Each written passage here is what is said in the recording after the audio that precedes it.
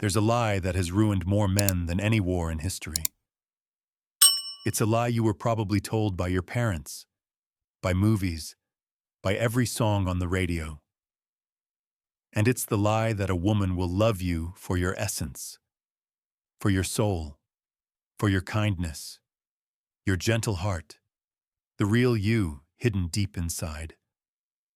You believe this, don't you? You hold on to it like a holy text, especially when you're heartbroken, wondering what you did wrong. You think she saw your beautiful, unique spirit, and that's what she fell for. But what if I told you that this belief is the very foundation of your suffering? What if I told you that it's the single most dangerous delusion a man can ever have? There was a man who would have spit in your face for believing such a thing. His name was Diogenes of Sinope. They called him the wild dog of Athens. This man lived in a giant clay barrel in the middle of the marketplace. He owned nothing but a cloak, a stick, and a cup, which he later threw away because he saw a child drinking water from his hands and realized he didn't even need the cup. He was a man who stripped life down to its absolute brutal core, and he spent his entire life walking around Athens, humiliating powerful men, mocking philosophers, and exposing the lies everyone else was too scared to confront. If Diogenes were here right now, looking at you nursing your broken heart, he wouldn't offer you sympathy. He would laugh. He would mock your tears and say something so sharp, so brutally honest, it would feel like a punch to the gut.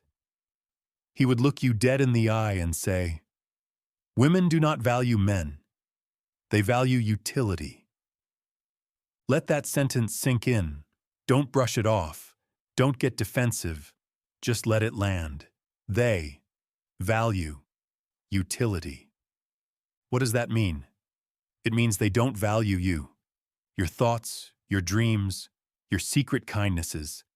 They value what you provide. Strip away your job, your money, your physical strength, your ability to protect her, your social connections, your power to elevate her status in the eyes of other women. Strip all of that away and watch how fast that deep, soulful affection you thought you had evaporates into thin air. Now, before you call this cynical, understand this isn't about blaming women.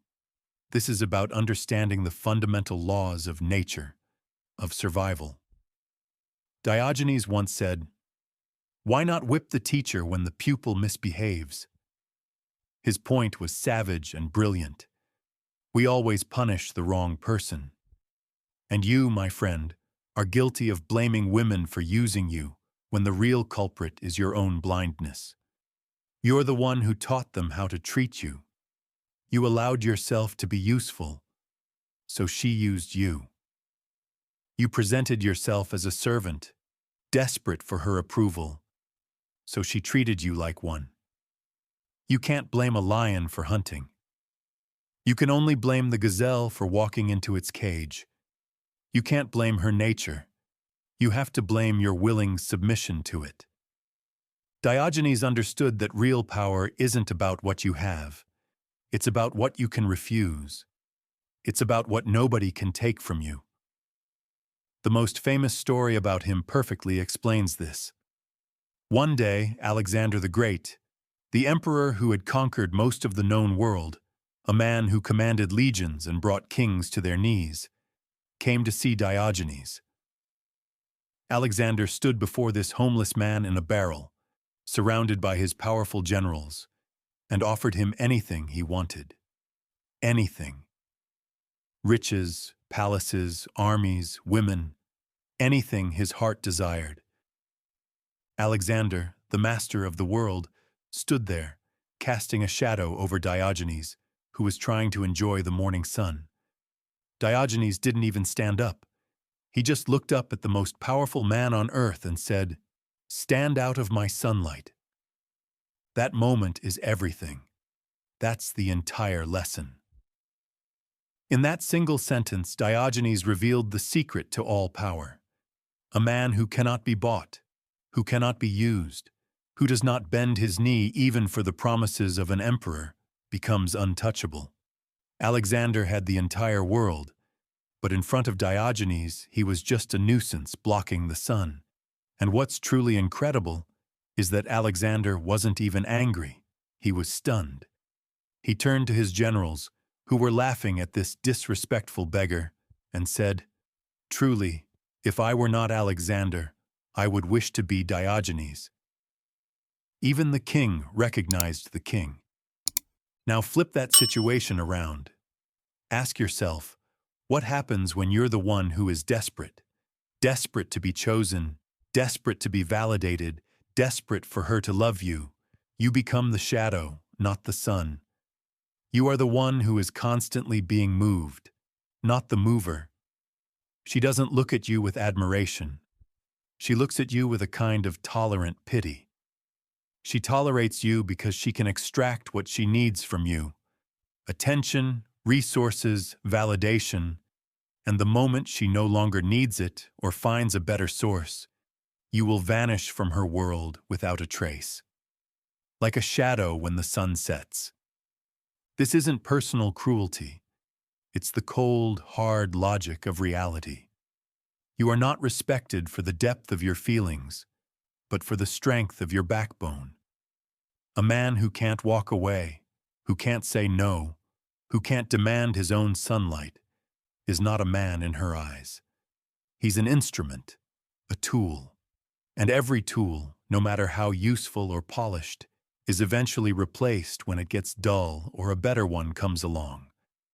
So I'm telling you to stop wasting your life dreaming of some unconditional Disney movie devotion. It doesn't exist for men. Women are fundamentally, biologically pragmatic. They are constantly, and often subconsciously, calculating. They are weighing the costs and benefits of being with you. And when that balance tips against you, when your utility runs out, they will move on without a second thought, and they will not feel guilty about it. It's survival. Diogenes would be laughing right now, because he knew that most men would rather choke on a beautiful lie than swallow a bitter truth.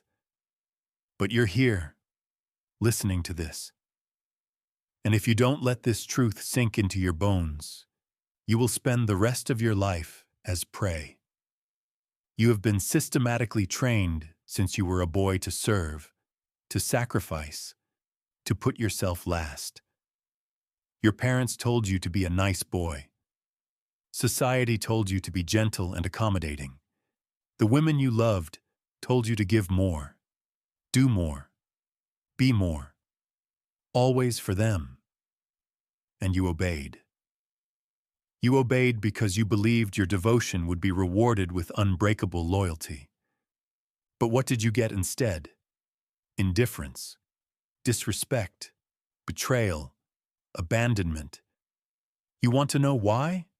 Because you mistook servitude for strength. You thought being a doormat was a virtue. And Diogenes, the man who owned nothing but his own honesty, would sneer at you for it. He famously walked through the crowded streets of Athens in broad daylight holding a lit lantern.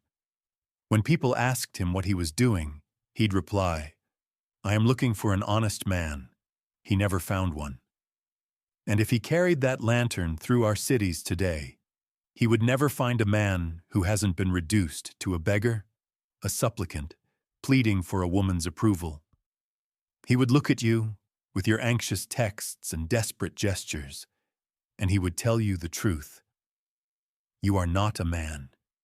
You are a commodity. Women understand this commodity market better than you ever will. It's wired into them. They can sense a man's utility and his desperation from a mile away. A man who provides without question, who empties his bank account and his soul in a desperate bid for her approval, is incredibly useful. But he is not valuable. And you need to understand the critical difference between those two words. Being useful means you're a temporary convenience. Being valuable means you're a permanent necessity. And here we arrive at the great tragic paradox of modern masculinity. A truth that will turn your entire understanding of relationships upside down. Are you ready for it? The less you allow yourself to be used, the more valuable you become. Read that again. The less you give away of your core self, the more she will respect you. The less you bend to her will, the more she will be drawn to your strength. But you, like almost every other man out there, have been taught to invert this law. You operate on the faulty logic that more is better. If I give her more of my time, more of my money, more of my attention, if I sacrifice my hobbies, my friends, my very identity to make her happy, then surely she will see my devotion and give me her loyalty in return. And this is precisely why she loses respect for you. You make yourself predictable. You make yourself pliable. And worst of all, you make yourself replaceable. Let's break that down. When you're predictable, there's no mystery, no challenge. She knows that if she pushes a button, you'll react in a certain way. If she pulls away, you'll chase.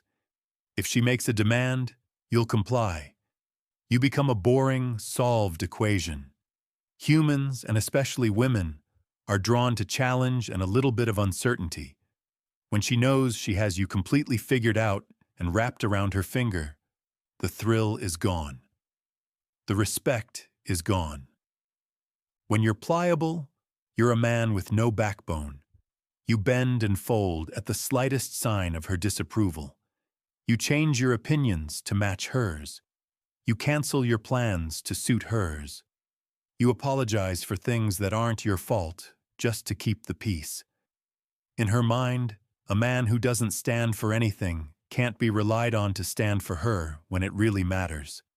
She might enjoy the convenience of your compliance in the short term, but she will never feel that deep, primal sense of security with a man she can easily break. And finally, when you make yourself replaceable, you seal your own fate. If your entire value proposition is based on what you do for her, paying for dates, fixing her car, being her emotional tampon, then you are in constant competition with every other man who can do those things better. The moment a man with more money, more status, or simply more novelty comes along, you're out. Because your value was never tied to who you are, it was tied to the services you provided. Diogenes was once asked how he could endure such a hard life without any complaints. He replied simply, "By habituating myself to simplicity." He systematically destroyed his own needs. He needed nothing, so no one had power over him.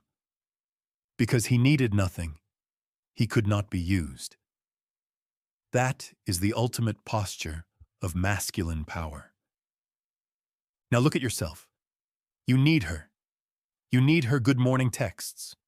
You need her validation. You need her presence in your life to feel whole. You starve without it. And because you are starving, you are easily exploited.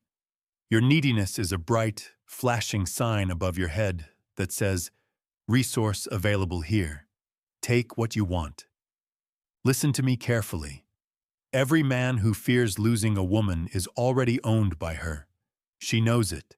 She can feel it in the way you talk, in the way you hesitate, in the way you're always available. And she uses it.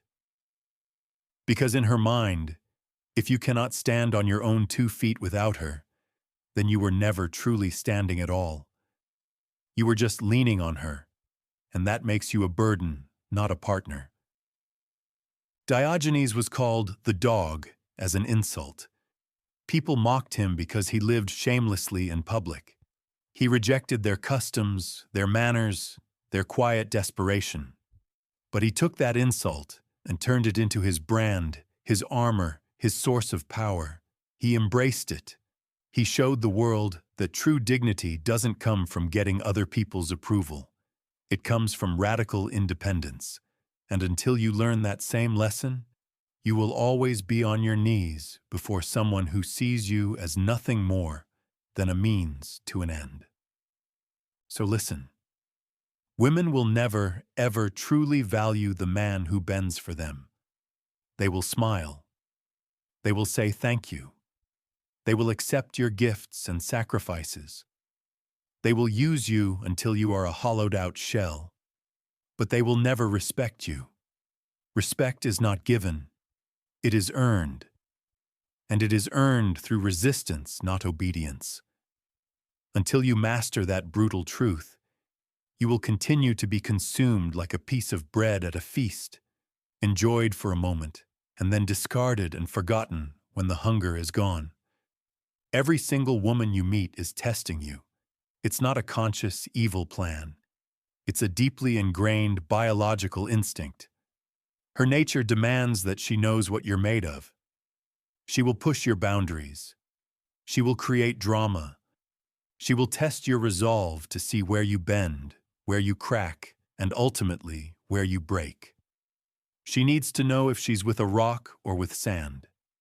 And most men collapse under the weight of these tests. They mistake compliance for kindness.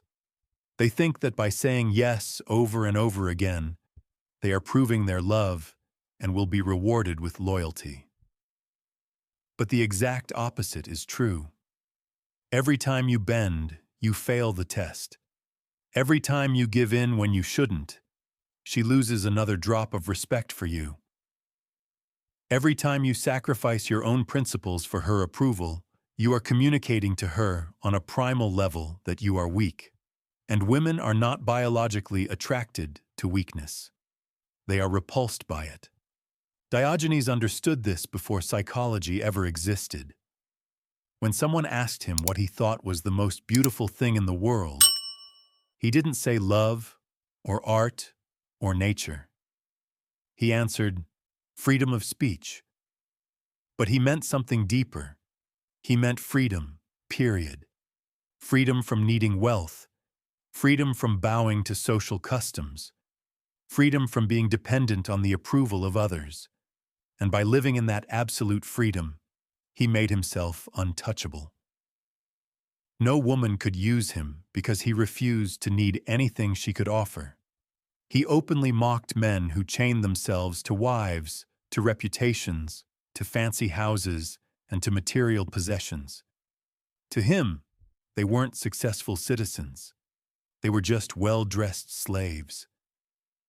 And I ask you, are you so different?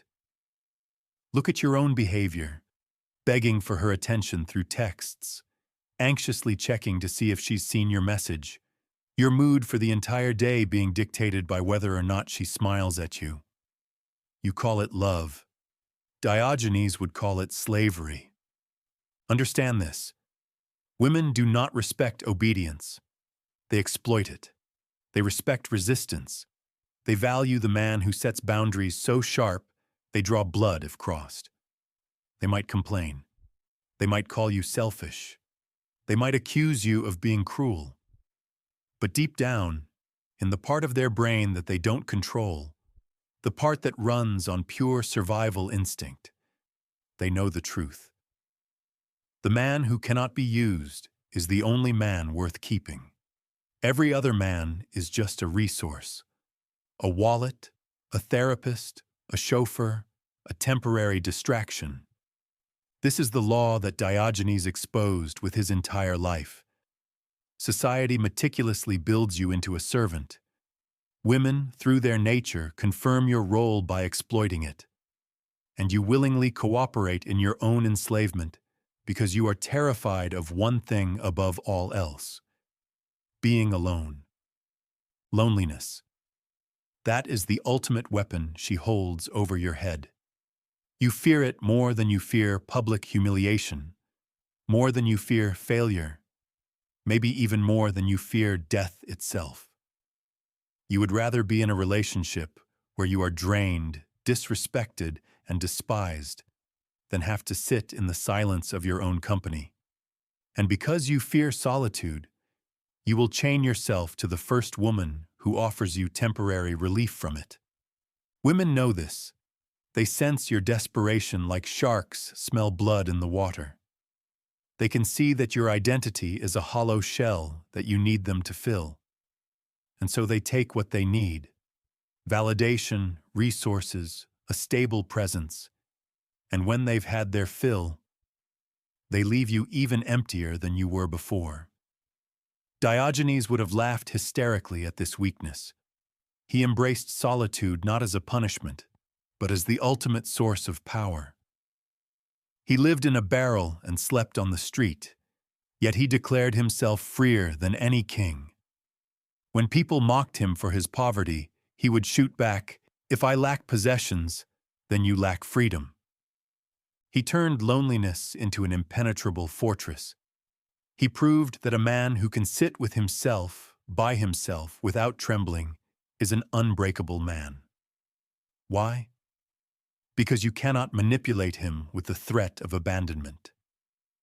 The worst thing you can do to him is leave him alone, which is where he is strongest. Contrast that with you. Your every decision is filtered through the fear that she will leave. You swallow insults. You tolerate disrespect. You let her walk all over you, all because you cannot imagine your life without her. And this is the very reason she cannot value you. How could she? You have openly confessed to her that your entire existence depends on her presence. You're not a partner in her eyes. You're a dependent, a parasite.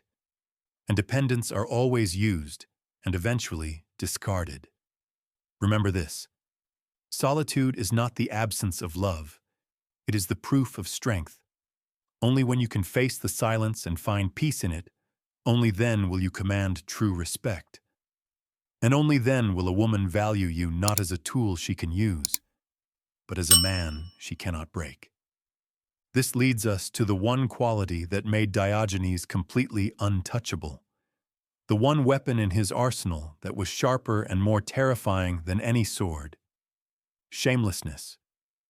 He destroyed the invisible chains of society by simply refusing to be humiliated. Where other men hid their flaws and desires, he put them on public display. Where other men bowed to customs and traditions, he spat on them. He lived like a dog, and in doing so, he became freer than any man in Athens. Shamelessness in this context isn't about being a vulgar pig. It's about radical independence. It's the refusal to let anyone else, society, your parents, and especially a woman, dictate what should embarrass you, what should control you, or what should define you. And until you learn this, you will always be vulnerable to her manipulation. Why? Because women instinctively exploit shame. They know most men are terrified of social judgment. They know you crave approval. You want to be seen as a good man, as noble, kind, and respectable. And so, they use these very desires as weapons against you. They'll tell you that a real man would never say no to her, that a good boyfriend always sacrifices his own needs, that you're being selfish or cruel for setting a boundary. And you obey. You bend to her frame because you are terrified of having those labels put on you. She manipulates your fear of shame, and you become her puppet. Diogenes set that entire puppet theater on fire. He begged for food without shame. He mocked powerful rulers to their faces. He lived in filth and laughed at the clean, respectable men who sneered at him, because he knew they were the real prisoners.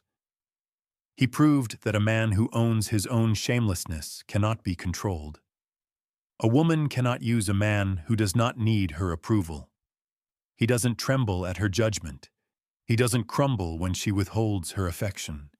He stands apart, unmovable, a force of nature. Plato, the great philosopher, once famously defined man as a featherless biped. In response, Diogenes burst into Plato's academy, holding up a plucked chicken, and shouted, "Behold, I've brought you a man." He wasn't just being a troll, he was making a profound point. He was exposing how easily we mistake the superficial appearance for the true essence. And isn't that exactly what you've done? You think being a good man, being generous, loyal, and sacrificial defines your value. But to her, those are just the feathers. They're nice, but they're not the substance. What truly matters is the core of you, your strength, your independence, your absolute refusal to be bent to anyone's will. Without that, you're nothing more than a plucked chicken, paraded around for laughter before being consumed. Diogenes lived as a beggar, yet kings envied his freedom. He owned nothing, yet he was one of the richest men on earth. He was feared, mocked, and hated, but he was never used. That is the essence of true masculinity. To build a life, a mindset, and a soul so strong that no one can bend you into their instrument. So, you must learn what Diogenes taught, not with hollow words, but with his very existence. 1. Reduce your needs until no one can manipulate them. 2. Walk so firmly in your own sunlight that not even kings can tempt you to move. 3. Live without shame, so that no woman's approval or disapproval can ever become your leash. Stop begging for love. Stop selling pieces of your soul for validation. Become a man who cannot be used, and you will finally become a man who is valued. If you felt these words cut into you, it is because they were meant to. Do not run from the pain of this truth. Let it carve away your weakness. Let it harden you. Let it set you free. And if you are ready to walk this path, do not walk it alone. Share this message. Spread it like wildfire. Let other men wake up from the same illusions that have kept you in chains. Like this video. Subscribe to this channel, and if you can, support our mission through the link in the description. Stand with us against the lies that enslave men. Stand like Diogenes.